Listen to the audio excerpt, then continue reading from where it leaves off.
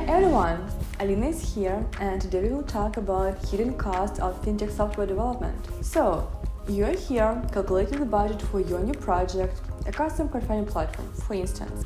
Everything seems clear: the scope, design, development cost, infrastructure and software deployment, third-party licensing. You're sure you got your budget planned, but here's the surprise: it somehow was exceeded. Post-launch cost, brand registration and certification, tech debt. Those are the unforeseen costs that we will talk about right now. Our experience has shown that the below expenditures may blow your development budget to enormous levels. Let's talk about server capacity. By default, fundraising platforms are complex web applications with a lot of embedded components and third-party integrations. If you consider scaling your platform up and expanding your business, eventually you may need to choose servers with large processing capacities, which may be a substantial financial burden. How to choose a suitable server capacity and optimize your budget? Only an expert DevOps specialist can answer this question. However, there are basic points you can start with: bandwidth requirements, API address requirements, computing power requirements such as CPU and RAM performance, and volume requirements. For example, Global Giving uses Amazon servers and 100% of its web traffic is powered by AWS services. It helps the company meet the demand globally, respond quickly to all the user requests, and load the website fast. Data security. For cybercriminals, COVID-19 became manna from heaven.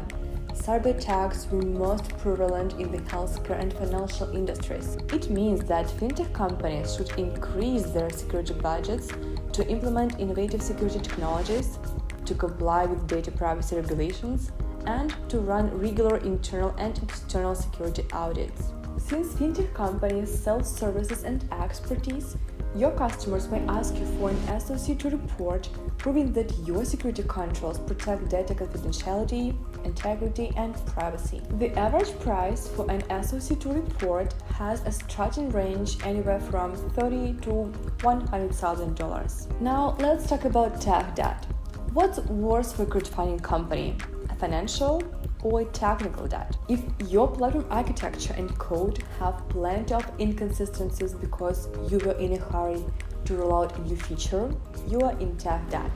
Companies tend to pay 10 to 20% of the technology budget to resolve the issues related to the tech debt, and these numbers may increase if the tech debt persists. Here is what you can do to reduce this overhead.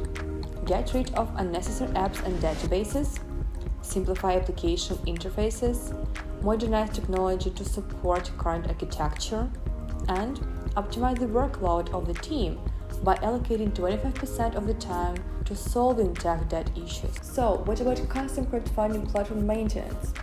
You don't pay for development, you pay for the product maintenance, and it's partially true. Continuous maintenance is required to keep your platform up to date and functioning. It usually includes third-party API updates, code refactoring, server-side updates and regular backups, bug fixing, and environment configuration. There are several product maintenance models you can use to save up on these inevitable expenditures. Pay as you go. You are charged according to a time and material model. Proactive maintenance with regular re-engineering and code refactoring, and ongoing support with the tech team is available on call, usually on a higher price. Integration with third-party services. Crowdfunding platforms always integrate services of third-party vendors for things like transaction management, KYC verification, two-factor authorization, e-signature, and so on.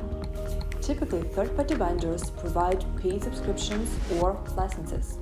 However, some of them charge for every transaction or a request that is sent to the database. Therefore, a growing client base, transactions, campaigns, and deals may eventually lead to a higher service fees. Alternatively, a provider may simply update their pricing policy and increase their fees.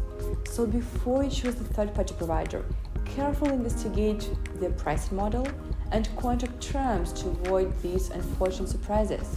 Lastly, there are some other budget pitfalls to keep in mind: cost of brand registration and certification in your country, team expansion as a result of continuous scaling, client support price, future integrations and product versions, tech and legal docs preparation. Let's sum up. At the planning and budgeting stages, it's very hard to get a sharp budget estimate to successfully run a crowdfunding platform. The cost depends on your business type, project requirements, and resources.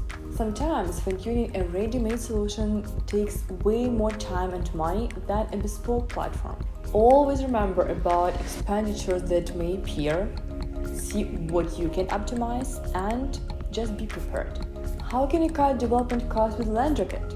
LenderKit is a white-label software for different types of crowdfunding businesses, equity investment platform, P2P lending portals, real estate crowdfunding sites, and donation-based fundraising companies. Basic enterprise packages deliver the best value for money for early-stage businesses whose objectives are compliance with the regulatory requirements, prototyping, or even testing the business model. Having all the numbers at hand, you will be able to take a build versus buy informed decision.